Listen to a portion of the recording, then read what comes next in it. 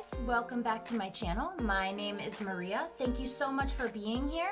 If you enjoy this video after watching it, go ahead and hit the like button and please subscribe to my channel. We have a lot more to do with healing from narcissistic abuse. So today we're going to get into a kind of a tough topic, and the topic is toxic shame. And what is toxic shame from narcissistic abuse or toxic shame from toxic people? So I will start off by saying, letting you know what toxic shame is. If you can relate to this, you may have gone through toxic shame. Do you feel like internally there is something wrong with you?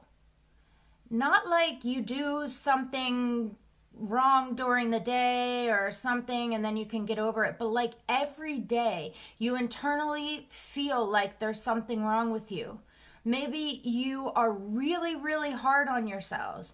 Maybe you have social anxiety and you feel like when you're in social situations that you are never doing anything right. You feel worthless. You feel less than. You don't feel as smart as other people. These are some of the signs that you may have toxic shame. So what toxic shame is, when a narcissist or a toxic person raised you as a child, they felt as if you are an extension of themselves. They put you down. They made you feel like your feelings weren't validated. What you were doing wasn't right. What you were laughing at wasn't funny. And in turn, you internalized all of these things and you made them as if they are a part of who you are as a person. So shame in itself is okay, right? So shame is just a feeling someone may have. For example, we usually wash our clothes, say, weekly. So we do this so that our clothes aren't dirty in public and we don't smell bad in public. Okay, it makes sense because if we did, we may be ashamed to feel that, to smell and to feel that way, right? So that is normal everyday shame. Toxic shame, and I'm sorry, everyday shame, that's considered external shame. So that's something that you can get over. You roll with the punches, okay? Internal shame or toxic shame is something that you feel so deeply that you carry those things with yourself and they become your identity, okay? And this comes with prolonged abuse from narcissists or toxic people. And excuse me if I look down, I am looking at my notes for you.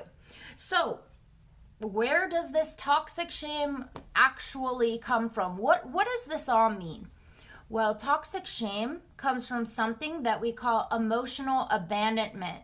So your emotions weren't accounted for. You were made to feel less than. You didn't feel protected. You didn't feel heard. You weren't allowed to say the things that you actually felt. And if you did, you were told you were stupid. You were told you were wrong. You were told you can't get it right.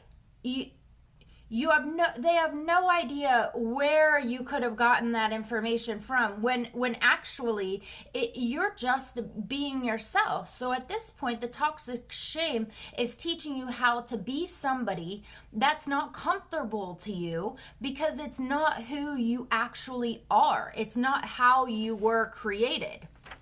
So, you may also feel like there are pieces of you that you need to hide. You're embarrassed about different ways that you are. And what I deal with is I never know exactly if I'm right about something or if I'm wrong about something because my feelings weren't validated.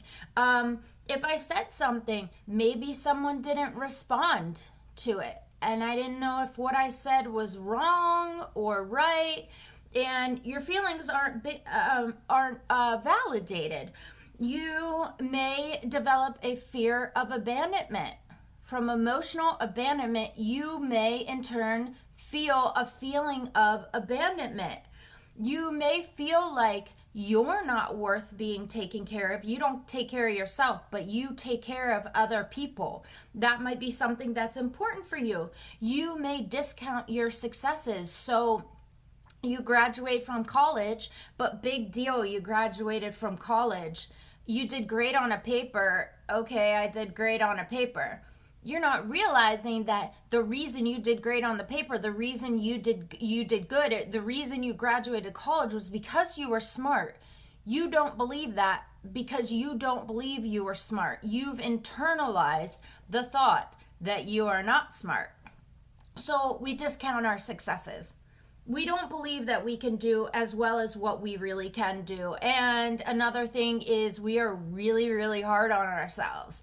So we can't feel that feeling of pure bliss and accomplishment and feeling proud and poised.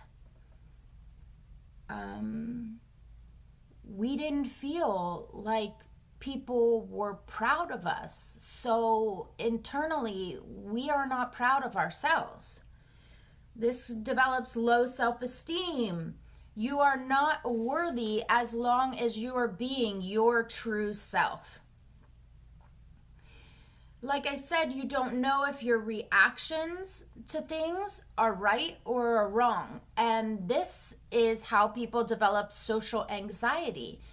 It's hard to be in public with a lot of people, say at a holiday party or something like that, with social anxiety, because you may be looking around the room analyzing, like, does this person like me? Is what they just said to me, or did they say that to me because they are mad at me? They don't like how I am as a person. I'm not worthy to be here. I look ugly. I feel fat today. I don't have anything important to talk to. I sound unintelligent to people. This creates a social anxiety based off of the internal false reality that you have because of the toxic people who raised you. Your inner critic becomes unhealthy. The things that you tell yourself are not compassionate. They don't align with being in love with yourself. They align with an unhealthy inner critic, not a positive inner dialogue. We beat ourselves down to keep ourselves in the spot that the narcissistic toxic person put us in when we were a child. And I want to encourage you by saying this one thing. These things, they're not true. That's not you. You are all the good things that you wish you were. That's you. These things that they've told you, these toxic thoughts that you have, these obsessive compulsive thoughts about you're not good enough, they were told to you by someone else, and that's not who you are. This is not your fault. And we can change. You can change this, okay? The first step is doing things like watching this video, acknowledging, hey, this sounds like me, and forgiving yourself for what you feel is your fault. Because I'm here to tell you that it's not by any means your fault.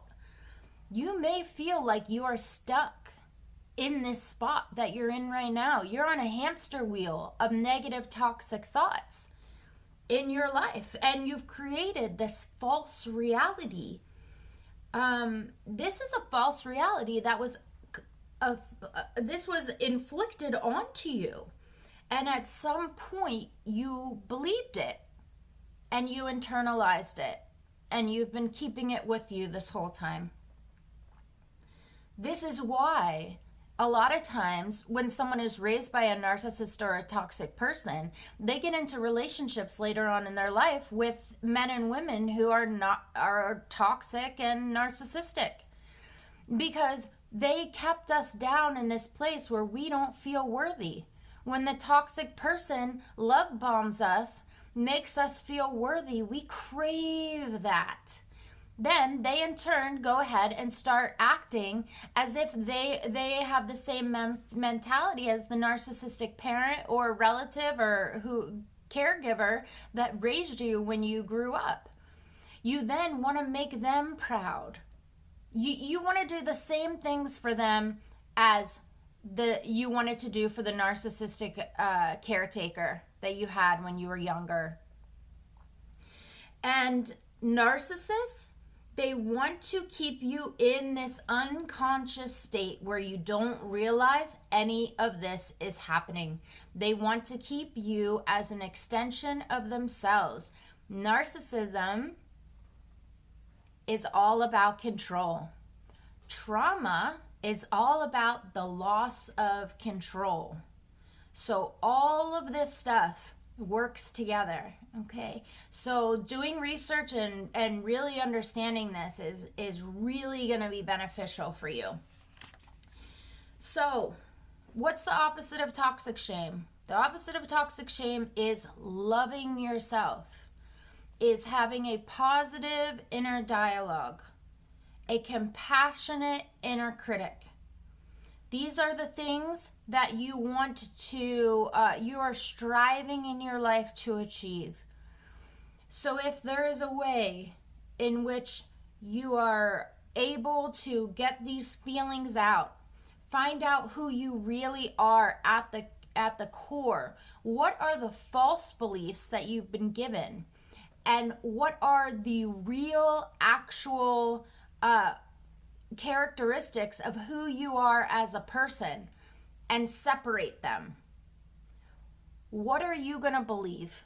You need to believe yourself, your inner critic that is compassionate, your positive inner dialogue.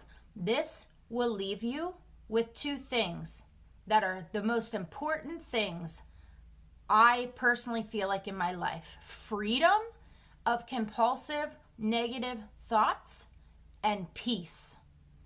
And this is what we're trying to strive for. So let's work on discovering this together. Let's be compassionate for ourselves. And I heard this from my life coach the other day, who is absolutely amazing. The point of all of this in the end is to separate what they're doing to us from how we feel about ourselves.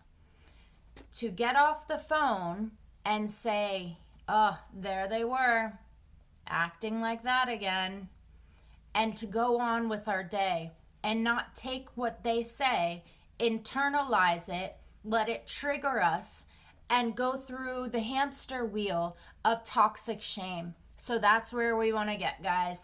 All right, thank you so much for watching this video. If you enjoyed it, please like the video.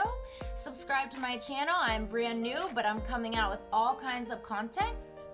And I really appreciate you spending time with me today. Comment below any other videos you may like to watch. And I wish you all the love in the world.